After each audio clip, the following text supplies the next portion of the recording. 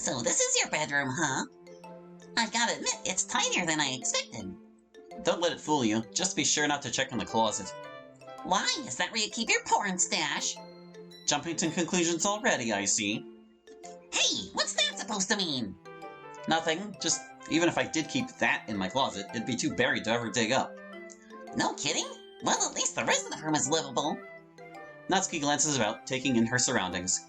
She's drawn to my manga shelves right away. No surprise there. Okay, I take it back. You're super disorganized. I know where everything is, so what's it matter?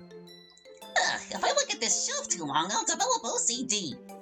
So what kind of manga do you have in this mess? I said in the club that I mostly read shonens.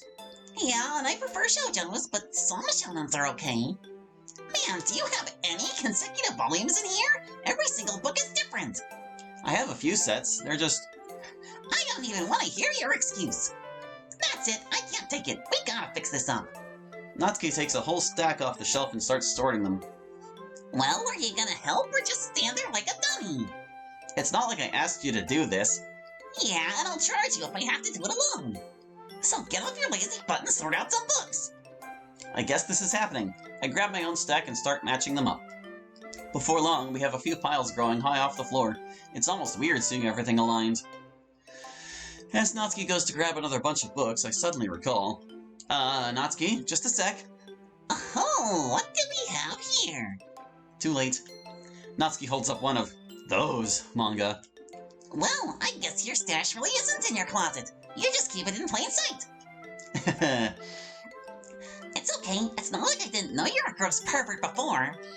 Gosh, I wonder what other gems I'll find. How about you work on that shelf over there?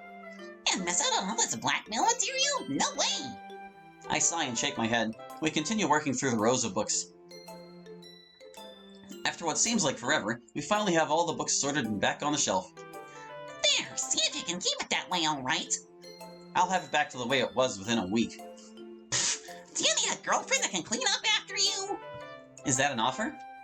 You wish it was, as if I'd be your maid girlfriend. Yeah, sure. Anyway, did you see anything in there you'd like to read? To be honest, not really. It's about what I expected. But you did give my manga a chance, so... I guess we could try some of yours if you want. Such enthusiasm. Maybe we should do something else instead. Actually, I did bring a couple volumes of Parfait Girls with me. We could keep going with that if you like. I shrug my shoulders. Sure, I don't mind. Natsuki heads to her bag and pulls out the next part of the series. Here, let's get comfy. She takes a seat on my bed and pats the space beside her. I sit down next to her and she turns over the manga to get started. At first, she's surprised by the cover. I wonder if she grabbed the wrong thing. Then I spot what she saw. On the top, one of the sticky notes is still stuck to the book.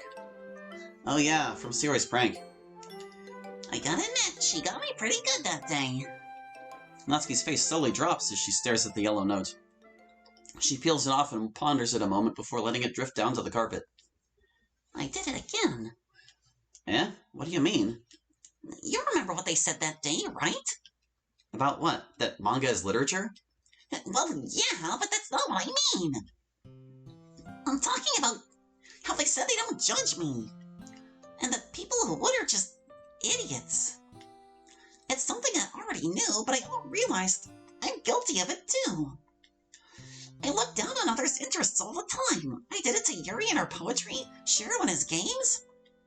And now I've done it to you in your manga. Something as petty as that. The whole reason I wrote Amy like spiders is because I know how that feels. And here I am treating everyone else that way. I'm such a stupid hypocrite.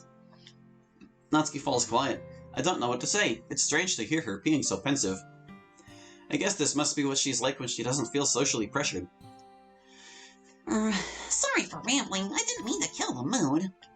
No, it's alright. I don't think you're stupid. And everybody's guilty of behaving like that sometimes. I know. I feel so bad for doing that to them. It's no wonder nobody likes me. Hey, that isn't true at all. They wouldn't have done that for you if they didn't consider you a friend. And it's not like it's too late. Just keep it in mind for next time. And if I'm being completely honest, I really like you too. Aw, don't say corny stuff like that.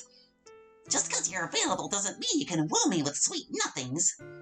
But stay on my good side and we'll see if you ever exceed dummy status. I'll do my best. Now, are we gonna read this manga or what? I mean, unless you'd rather pick one of yours. Let's just read Parfait Girls. We'll worry about broadening your horizons later. Yeah, baby steps. We sit and read the manga together. After a while, we clear a couple volumes. We've made it a decent way through the series at this point. Natsuki was right, it does pick up after a while. We hardly notice the time passing. It's fairly late into the evening when Natsuki springs up. Oh no, what time is it? I yawn and check my watch. Just about 7:30? Ah, crud, I gotta get home. It could mean trouble if I don't. Oh gosh, then don't let me keep you. Natsuki hurries to gather her things. Once she's all packed up, I follow her to the door. Thanks for having me over, Hallie. It was a lot of fun. I'm glad you could visit. Maybe we can do it again sometime. I'll get you started on a good shonen after we finish Parfait Girls. Yeah, just don't pick anything too lewd. As if I would. Natsuki falters, standing perfectly still on the sidewalk. She's not looking at me or saying anything at all. What could be the trouble now? I don't want to go home. Eh? Natsuki? I don't want to go! Natsuki, what's the matter? Can I come back in for a minute? Yeah, no problem. Come inside. Natsuki hurries past me and back into the house. I follow her inside, bewildered. Natsuki paces around the kitchen, apparently at a loss for words. Unsure of what to do, I take a seat while she sorts herself out. Her shift in mood is so sudden, it's giving me an eerie feeling. After a moment or two, I decide it might be easier if I ask first. Natsuki, are you okay? What's wrong? I don't know if I can tell you. Why not? It's clear you're really upset. But if you can't tell me, how am I supposed to help? You can't. There's nothing you or anyone else can do. Maybe not, but I can listen. Is it that thing you said you can't talk about? If it's bothering you this much, maybe it would help to get it off your mind. Hallie, I've never told this to anybody. If word got around, I can't even imagine what would happen. Some secrets are just too dangerous to share. Dangerous? Natsuki, what kind of trouble are you in? Look, if it's secrecy you need, I promise I won't tell a soul, not even Sayori. You're safe here. You can trust me, so please. Am I really gonna do this? If you swear you won't tell... You see, the thing is... It's my dad. He works so much he forgets to go shopping. Our food runs out constantly.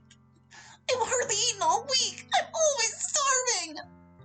I barely scrape by with my allowance. I can't afford anything else these days.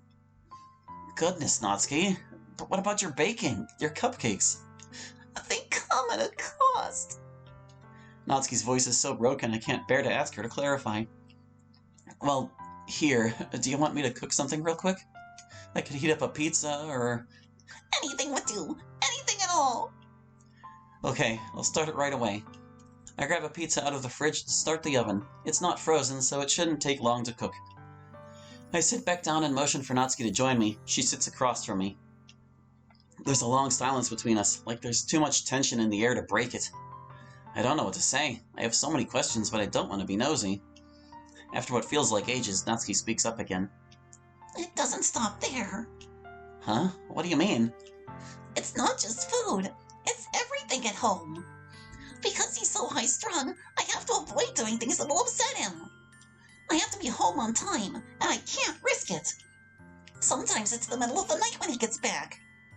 But I never know when he will or won't be there, and I can't be too noisy if he is.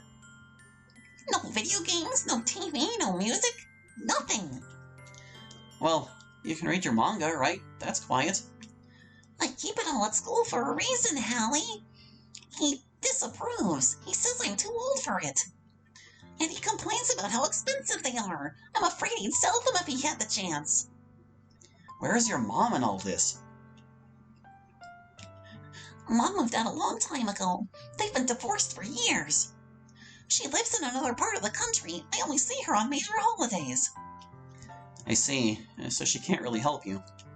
She wants to, or at least she thinks she does. They both think they know what's best for me, but neither of them really asks. She doesn't make enough to support me. They're always fighting over custody. The whole reason my dad works so hard is to pay for my education, and so he doesn't lose me to her. Have you tried getting a job to chip in?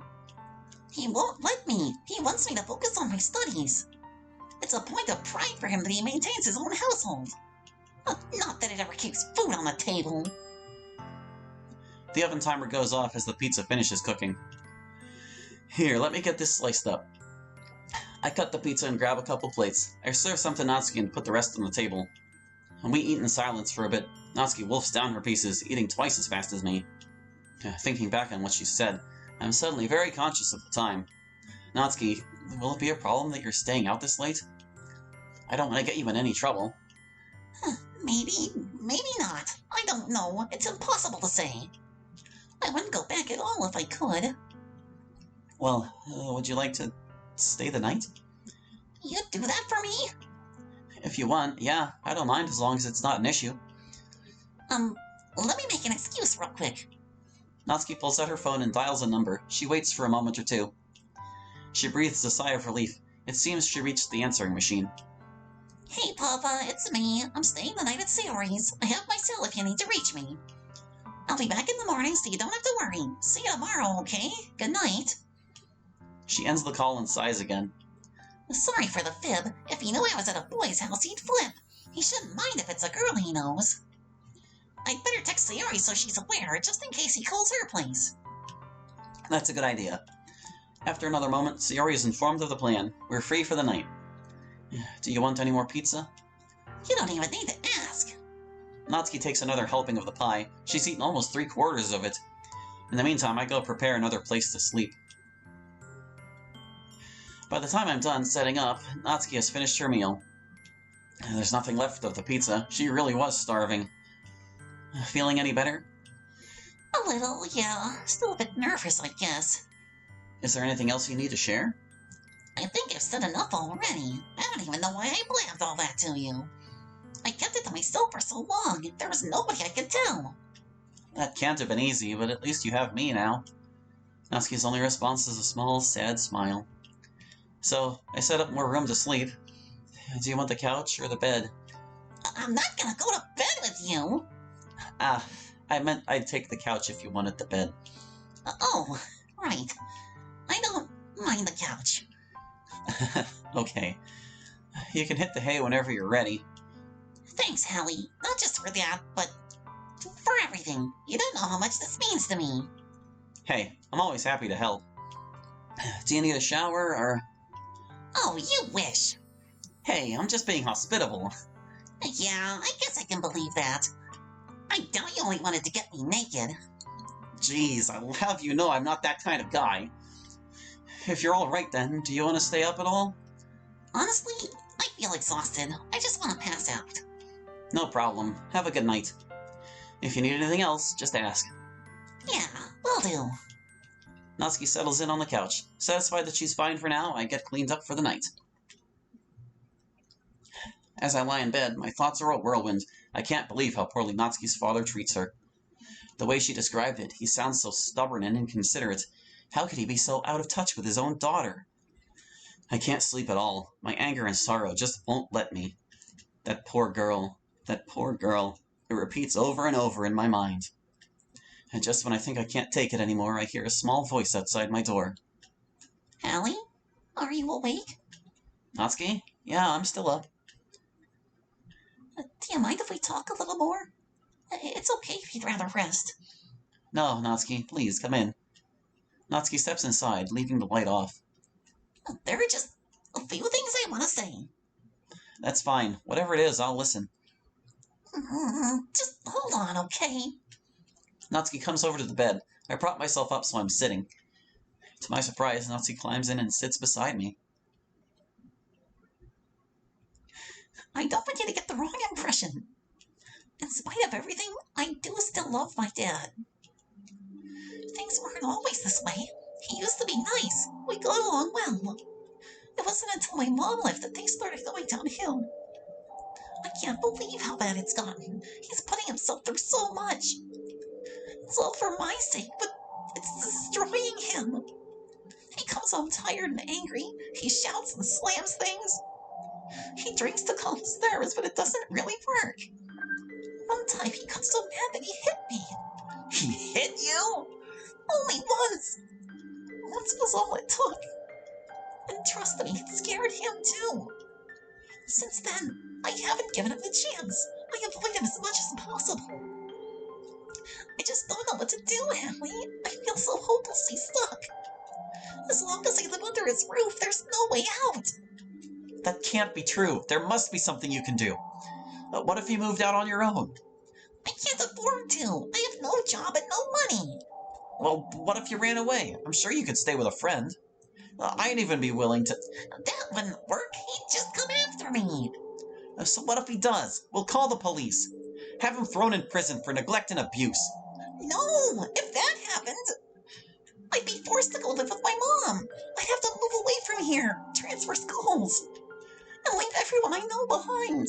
Honestly, that might be even worse. Hallie, I get that you want to help, but there's just no way. Natsuki, you can't just give up. You shouldn't have to live in fear of your own father. You think I don't know that? The best I can do is to try and make things easier for him. But I'm not even sure how to do that. It seems like it'll only get better when I can live on my own. And who knows how long that will be. At least not until I'm done with school. And maybe not even then. So, there's really nothing I can do to help? Believe it or not, you already are. Things are tough for me at home, and the club has been my refuge for a while now. But since you've been spending time with me, I've looked forward to every day. You've been there for me like no one else ever has. And when I'm with you, I just feel safe. For the first time in so long, I feel safe. I sit in silence, listening to the rhythm of Natsuki's breaths. I'm racking my brain for solutions to her problems, but no single thing would work. Maybe a situation like hers can't be fixed by one person alone. But if being there to comfort and support her is what makes the difference, then I can certainly handle that. Hey, Natsuki? She's fast asleep. I carefully lay her down to rest her head on a pillow. She doesn't wake up. She really must have been exhausted. I'm starting to feel it too. I don't know how, but our conversation has somewhat calmed me down. Natsuki, I promise I'll do my best for you.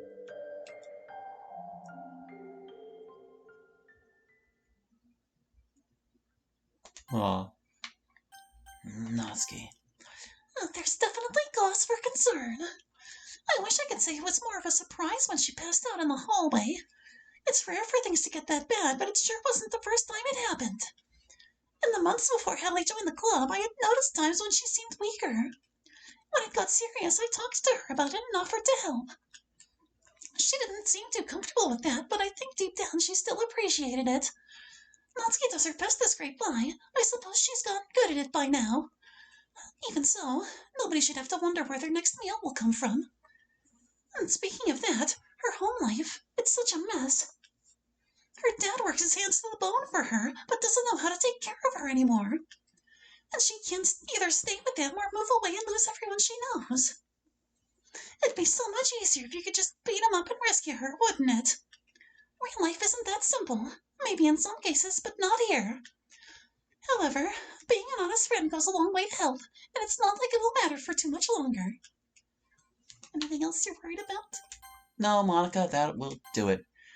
For now, and for this route, we will pick up next time with Yuri's route. So thank you for watching. I hope you enjoyed, and we'll catch you next time with more Take 2. Hope to see you then. Bye-bye.